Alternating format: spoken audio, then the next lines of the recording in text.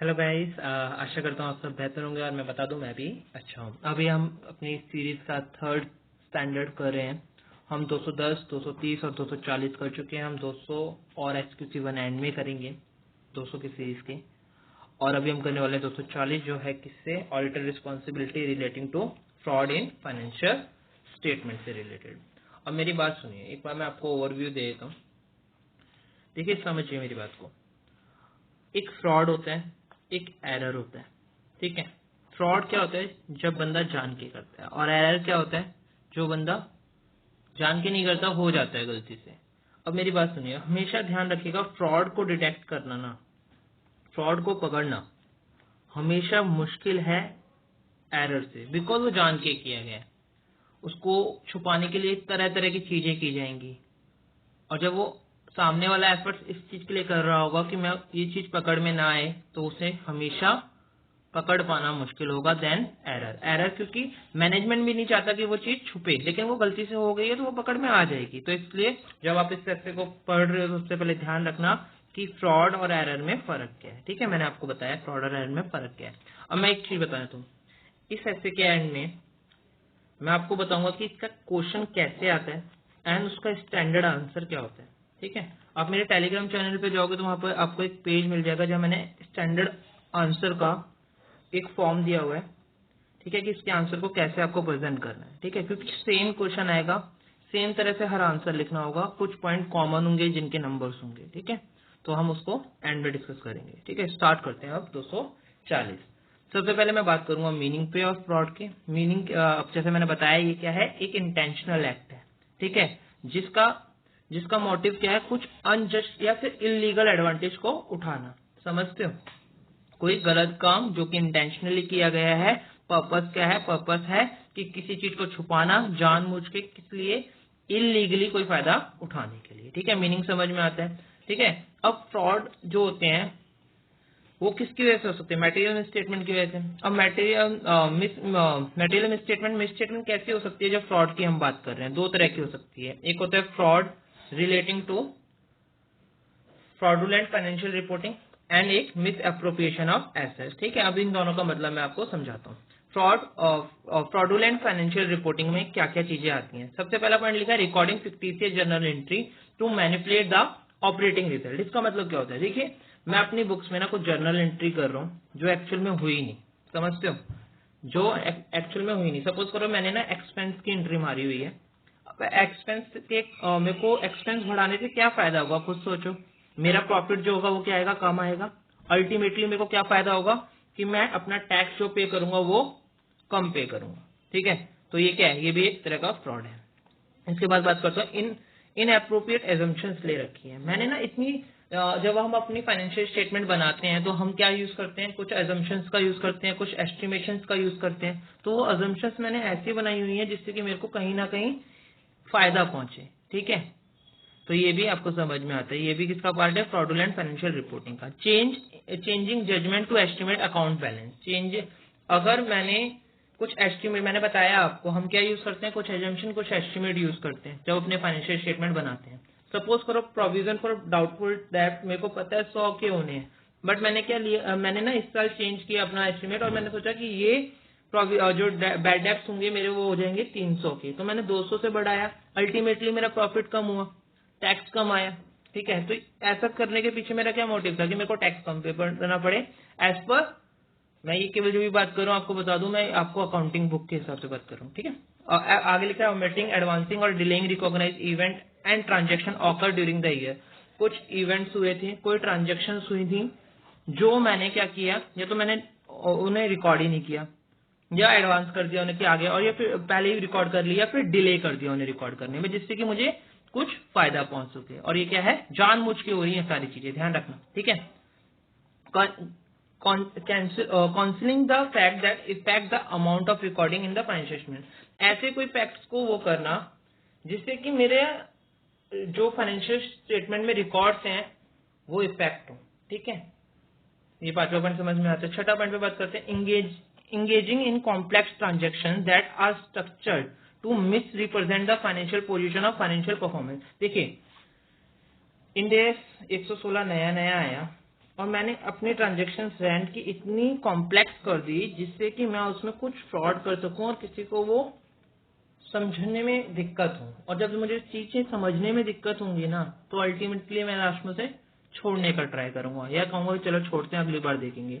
और वो फ्रॉड और केवल उस ट्रांजेक्शन को किस मोटिव से कॉम्प्लेक्स किया गया है कि मैं किसी चीज को मैनिपुलेट कर सकूं या फाइनेंशियल पोजीशन को बदल सकूं या गलत कर सकूं। ठीक है, लास्ट है 7वां point, altering the record relating to significant transaction. Significant transaction क्या होती हैं आपको ये पता होगा, ऐसी ट्रांजेक्शन जिनका बहुत भारी इंपैक्ट होता है फाइनेंशियल स्टेटमेंट पे। सपोज करो मेरे जैसे इन्वेंट्रीज हैं या मेरी फिक्स एसेट्स हैं, डेटर हैं, ये क्या है, सारी सिग्निफिकेंट ट्रांजेक्शन हैं एक कंपनी के लिए। ठीक है, उनके रिकॉर्ड्स को ऑल्टर करना। अब रिलेटेड पार्टी ट्रांजेक्शन है, मेरी कंपनी में बहुत हैवी रिलेटेड पार्टी ट्रांजेक्शन है, अगर उनकी रिपोर्टिंग होती है तो मेरे पर ट्रांसफर प्राइसिंग के प्रोविजन लग सकते हैं।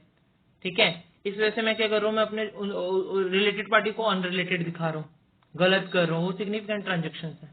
ठीक है, तो ये भी क्या है, ये भी फ्रॉडुलेंट फाइनेंशियल रिपोर्टिंग का एक पार्ट है। अब मेरी आपको क्या अल्टीमेटली समझ में आया फ्रॉडुलेंट फाइनेंशियल रिपोर्टिंग से, जहां भी एंट्रीज को, फाइनेंशियल्स में कोई भी फिगर्स को या फिर कुछ भी ऐसी चीज जो भी फाइनेंशियल रिपोर्टिंग से रिलेटेड है, जो भी अमाउंट, जो भी फिगर, जो भी जर्नल एंट्री फाइनेंशियल में है, उसको गलत तरीके, ये तो दिखाना ही नहीं, या तो दिखाना तो गलत तरीके से दिखाना जिससे कि मुझे फायदा हो पाए। तो मिस स्टेटमेंट में पहला पढ़ा हमने फ्रॉडुलेंट फाइनेंशियल रिपोर्टिंग, तो सारा रिलेटेड किससे था, अकाउंट्स, एंट्रीज, एस्टिमेशन, अजम्पशन से रिलेटेड था, और उसमें जो फाइनेंशियल फिगर आ रही है उससे रिलेटेड था। अब दूसरा होता है मिस एप्रोप्रिएशन ऑफ एसेट्स। अब इसमें क्या बात होती है, ध्यान रखिए, केवल इसमें एसेट्स जो होती है ना कंपनी की, फिक्स एसेट्स, इंटेंजिबल एसेट्स, कैसी भी एसेट्स, उसका ना गलत तरीके से दिखाया जा रहा है या चोरी की जा रही है तो गलत कुछ हो रहा है। ठीक है, अब सबसे एम्बेजिलिंग रिसीप्ट, सबसे पहले है कि एम्बेजिलिंग रिसीप्ट। ऐसा हो रहा है कि ना जो रिसीप्ट है ना आपकी, आपको जो पैसा मिल रहा है वो उनकी चोरी की जा रही है। समझ रहे हो, 10 रुपए आ रहे हैं, 8 दिखा रहे हो, कोई आपका अकाउंटेंट है वही फ्रॉड कर रहा है कंपनी में। ठीक है, बहुत तरह के फ्रॉड्स होते हैं, अगर अभी हम आगे जाएंगे तो उसमें हम पढ़ेंगे कि किस किस टाइप के फ्रॉड्स हो रहे हैं। ठीक है, या कैश रिसीप्ट होती हैं आपकी, वो हैवी डिस्काउंट दे रहे हैं।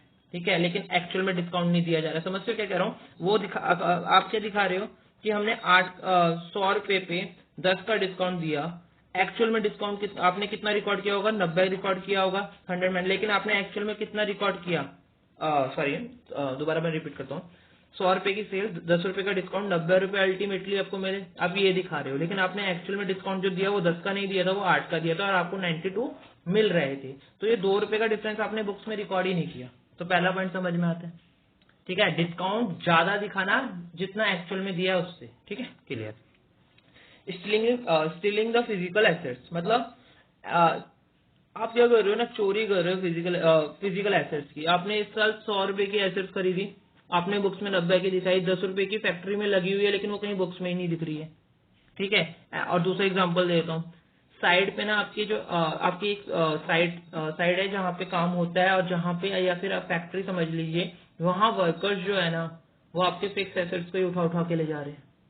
ठीक है, समझते हो, ये कोई भी कर सकता है, या तो मैनेजमेंट ही फ्रॉड कर रहा है पहला एग्जांपल में, या तो आपके एम्प्लॉयज फ्रॉड कर रहे हैं। ठीक है, दूसरा करते हैं, कॉजिंग अ एंटिटी टू पे for goods and service not received. देखिए, ऐसे गुड्स और सर्विस के लिए पेमेंट कर रखी है जो आपको कभी रिसीव भी नहीं हुए, ये भी क्या है, मिस एप्रोप्रिएशन ऑफ एसेट्स का एग्जांपल है। ठीक है, using entity assets for personal use, इसका एग्जांपल देता हूँ। देखिए, एक कंपनी में सुपरवाइजर है, वहां कोई एसेट्स यूज होती है, और वो क्या कर रहा है बंदा, वो अपने पर्सनल यूज के लिए भी उस एसेट्स को यूज कर रहा है। ठीक है, सपोज कीजिए आपकी एक फैक्ट्री, आपकी जो कंपनी है, एक एग्जांपल देता हूँ मैं आपको अच्छा सा, आप सिलाई जो होती है ना, कपड़े सिलने की मशीन यूज होती है आपकी कंपनी में, वो कंपनी के लिए एसेट्स हैं। ठीक है, तो क्या हुआ, जो सुपरवाइजर है ना वो अपने कपड़े को भी लाता है, और यहीं अपनी जो फैक्ट्री में कंपनी के कपड़े बन रहे हैं ना वहीं से सिलवा लेता है उनसे भी। तो ये भी क्या गलत है यार, आप अपने पर्सनल कपड़े वहीं फैक्ट्री के जो कपड़े बन रहे हैं वहीं से आपने सिलवा लिए, गलत है ये तो। ठीक है, तो ये यहाँ तक खत्म होता है। अब आगे चलते हैं, दूसरा इंपॉर्टेंट पॉइंट है फ्रॉड रिस्क फैक्टर, और या कैरेक्टरिस्टिक ऑफ फ्रॉड, दोनों तरीके से क्वेश्चन आ सकते हैं। इसका मतलब मैं आपको पहले थोड़ा सा समझा देता हूँ। देखिए, कुछ ऐसी जगह होती है जहाँ तो कंपनी खुद बोलती है या फिर बंदे को लगता है कि मैं फ्रॉड कर सकता हूँ, चांसेस हैं यहाँ कि मैं फ्रॉड कर सकता हूँ, ठीक है। या तो फिर कंपनी जानबूझ के ऐसा प्रेशर बना देती है कि आपको बंदे को फ्रॉड ही करना पड़ता है, ठीक है। तो अभी पढ़ते हैं, मैं समझाता हूँ। Incentive of pressure to commit fraud, पहला पॉइंट है, ठीक है। इसमें क्या है, देखिए मैनेजमेंट ना, मैं आपको समझा रहा हूँ, ठीक है। मैनेजमेंट कंपनीज के वर्कर को टारगेट देते हैं कि इस टाइम आपको ना जो सेल करनी है ना वो 100 रुपए की सेल करनी है, ठीक है, ठीक है, या फिर आपको इतना टारगेट अचीव करना है। अब बंदों पे इतना प्रेशर आ जाता है वो टारगेट को अचीव करने के लिए कि उनको जॉब का रिस्क रहता है या तो कुछ भी रिस्क रहता है कि अगर नहीं कर पाएंगे तो हमें सैलरी कम मिलेगी या हमें जॉब से निकाल देंगे। तो ऐसे में उनके पास कोई चारा नहीं रहता फ्रॉड करने के। तो इतना प्रेशर बना देना कि बंदे पे कोई चारा ना रहे कि वो फ्रॉड करे, ठीक है। दूसरा, perceived opportunity to do so. इसमें क्या होता है, देखिए कंपनी में कोई चीज बनती है, चेक होती है, लेकिन चेक होते वक्त ना काउंट नहीं होता, समझिए, जितनी भी है चलो बाहर भेज दो। तो यहाँ पे ना इंटरनल कंट्रोल खराब था। अब जो बंदा यहाँ पे जो खड़ा होता था ना गेट पे, उसने देखा यार इसमें से मैं 4 पैकेट निकाल भी लूंगा तो कौन सा ये गिन रहे हैं, समझे क्या हुआ। इंटरनल कंट्रोल ऐसे थे कि इंडिविजुअल को बिलीव हो गया कि हाँ मैं यहाँ चोरी भी करूंगा तो कोई पकड़ने नहीं वाला मुझे। दूसरा, क्लियर है, rationalisation to do so arise when individual position to attitude character. देखिए ये क्या है, मैं आपको बता दूं, लास्ट पॉइंट में क्या लिखा हुआ है, वो उस बंदे का ही कैरेक्टर ऐसा है, वो बंदा ही ऐसा है जो उसको कैरेक्टर को अलाउ करता है कि भाई मैं चोरी करूं। मतलब समझते हो इसका मीनिंग में, अगर आपको हिंदी में बोलो तो चोर हमेशा चोर ही रहता है, ठीक है। तो उसको क्या है कि उसको फ्रॉड करना था, वो चाहता था और उसको करना था तो उसने किया। वो चोर आदमी था, उसका एटीट्यूड ही ऐसा है कि मैं जहां जाऊंगा चोरी करूंगा, ठीक है। यहाँ तक क्लियर होता है। इसके बाद बात करते हैं मैनेजमेंट ड्यूटीज की। देखिए आप समझिए मैनेजमेंट ड्यूटीज, ठीक है।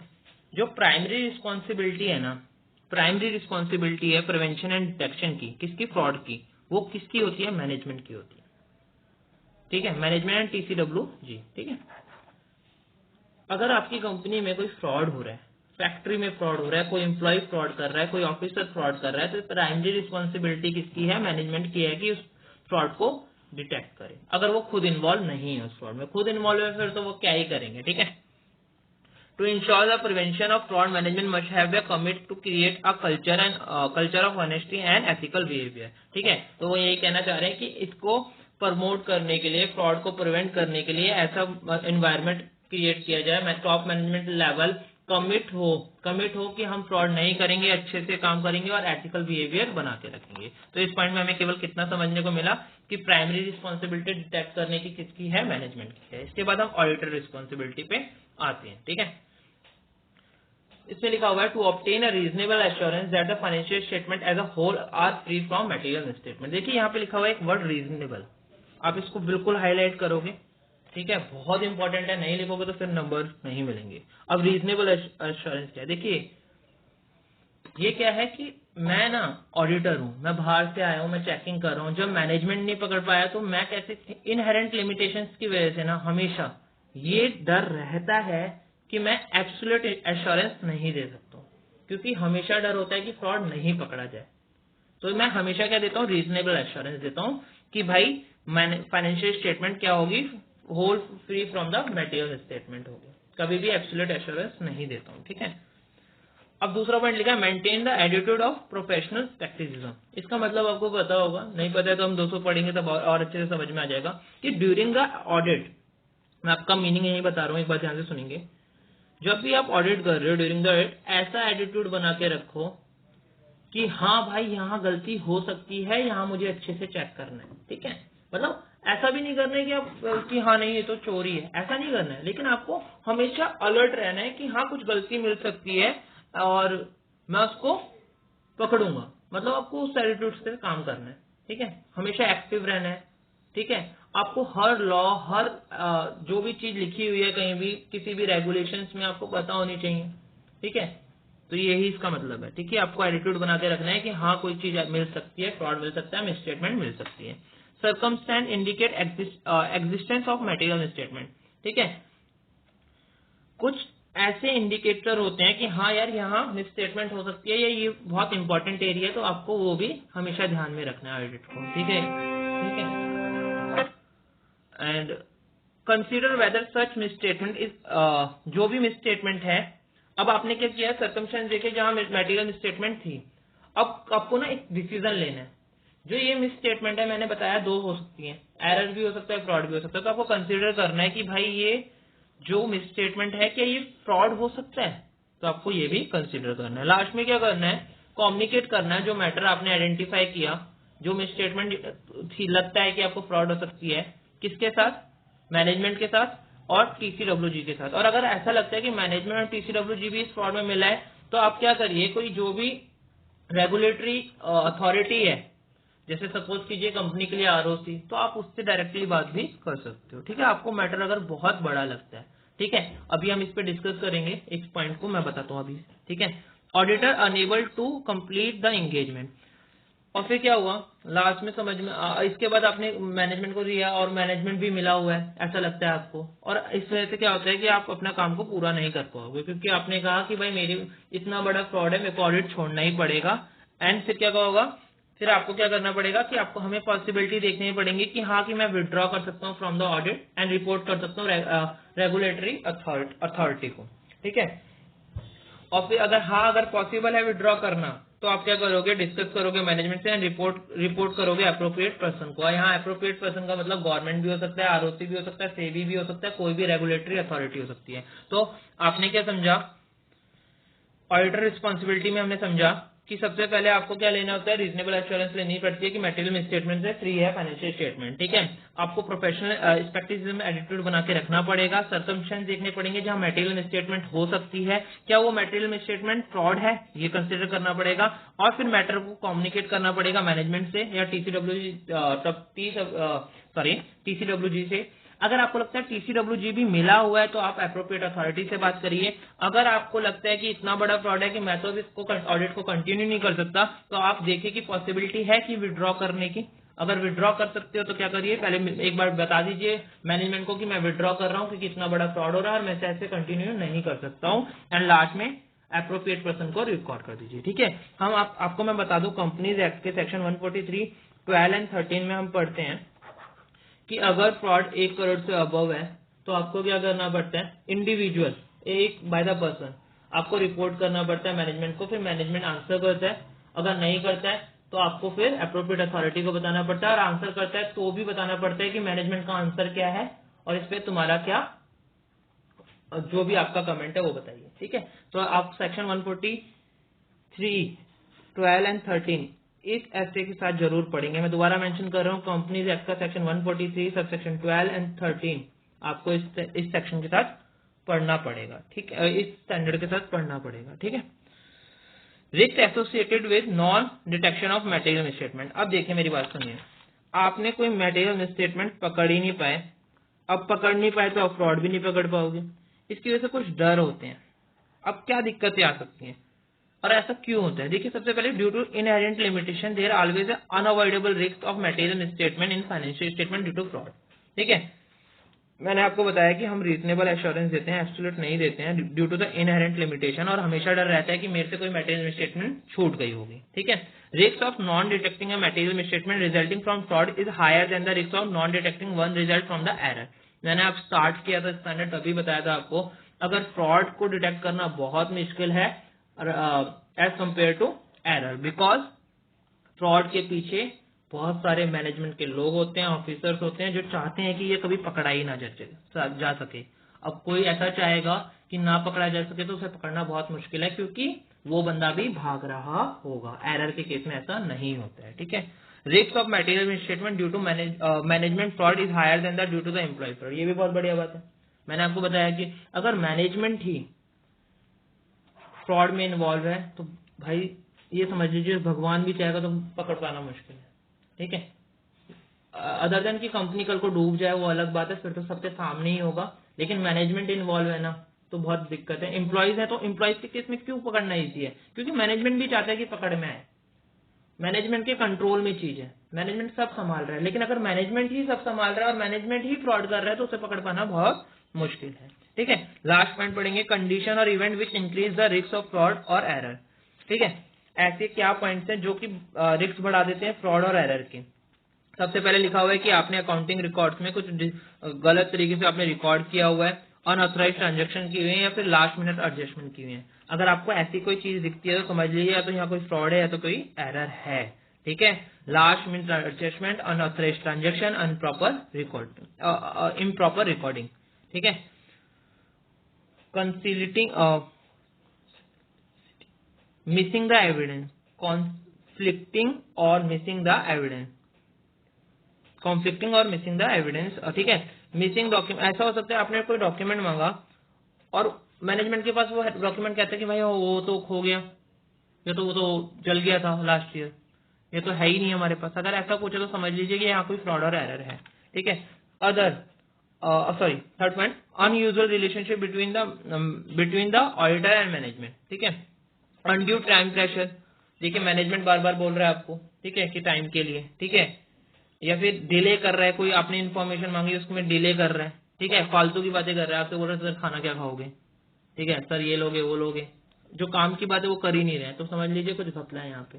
बहुत ज्यादा आपको देखभाल कर रहे हैं, बहुत ज्यादा आपकी चापलूसी कर रहे हैं, तो इधर समझ लीजिएगा कि कुछ ना कुछ घपला है, आपको कोई ऐसा लगता है। डॉक्यूमेंट मांगा, 2 दिन हो गए 3 दिन हो गए, आ ही नहीं रहा है डॉक्यूमेंट, भाई डॉक्यूमेंट तो उनके पास है, वो देने में इतना डिले क्यों कर रहे हैं। ठीक है, लास्ट पॉइंट लिखा हुआ है कि management not allowing auditor to meet with TCWG। ठीक है, वेरिड अकाउंटिंग पॉलिसी और frequent change in accounting estimate.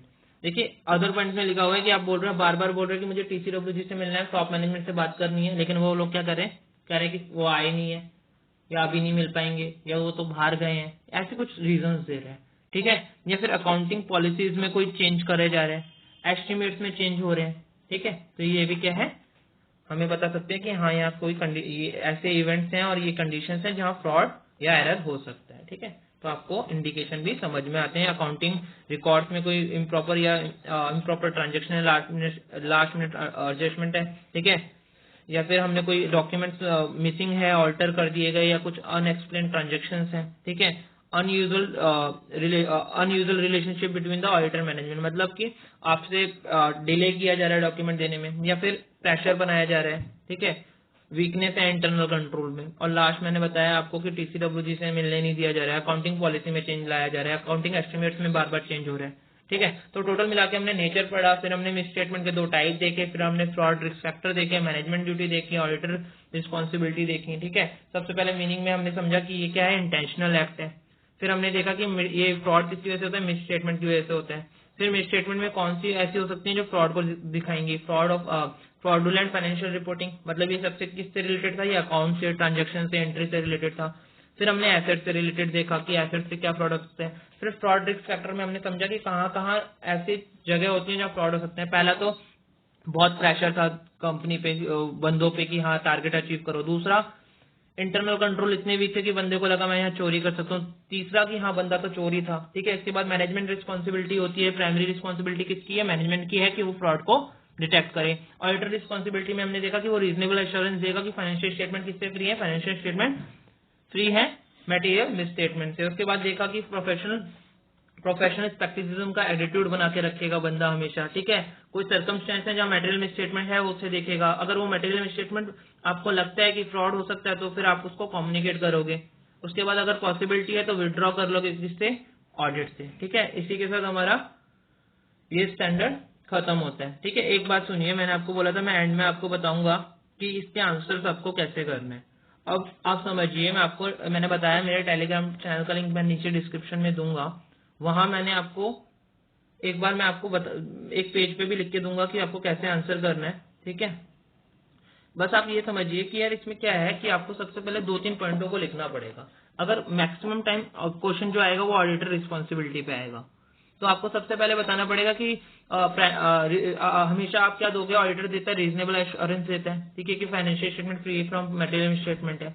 उसके बाद प्रोफेशनल स्पेक्टिसिज्म का एटीट्यूड बना के रखना पड़ेगा। फिर आपको सेक्शन 143, 12 एंड 13 को कोट करना पड़ेगा। ठीक है, 1 करोड़ से अबव की ट्रांजेक्शन है तो आपको गवर्नमेंट को, सेंट्रल गवर्नमेंट को रिपोर्ट करना है, इतने दिन में रिपोर्ट करना है, ऐसे रिपोर्ट करना है। जब हम कंपनीज एक्ट में पढ़ेंगे तो मैं आपको तब और बताऊंगा। ठीक है, ये सेक्शंस को आप ये पॉइंट लिख दोगे, 3 पॉइंट हो गए। चौथे पॉइंट में आपको फिर वही लिखना है कि विड्रॉ कर लीजिए, मैनेजमेंट से बात कीजिए। सब ये ऐसे ही क्वेश्चन आते हैं और स्टैंडर्ड आंसर आपको ऐसे लिखना है। मैंने आपको बताया आईपीसीसी लेवल पे ये जो फ्रॉड रिस्क फैक्टर है वो इम्पोर्टेंट है। ये जो fraudulent reporting, fraudulent financial reporting में क्या क्या आता है, ये आईपीसीसी लेवल पे बहुत इंपॉर्टेंट है, ठीक है। लेकिन फाइनल लेवल पे ऑडिटर की रिस्पॉन्सिबिलिटी बहुत इंपॉर्टेंट है। तो मैंने आपको सब बता दिया कि इंपॉर्टेंट कैसे है, क्वेश्चन कैसे आ सकते हैं और आईपीसीसी लेवल पे क्या इंपॉर्टेंट है और फाइनल पे क्या इंपॉर्टेंट है। एमसीक्यूज में बता देता हूँ मैं आपको। एमसीक्यूज में मैनेजमेंट की ड्यूटीज पे बात हो सकती है कि किसकी प्राइमरी रिस्पॉन्सिबिलिटीज हैं, ठीक है। आपको आइडेंटिफाई करने को आ सकता है कि क्या मिस एप्रोप्रिएशन ऑफ एसेट्स है और क्या फ्रॉडुलेंट फाइनेंशियल रिपोर्टिंग है। इसके क्वेश्चन देख लीजिएगा स्कैनर से एक बार। And thank you so much, bye bye, ध्यान रखिए।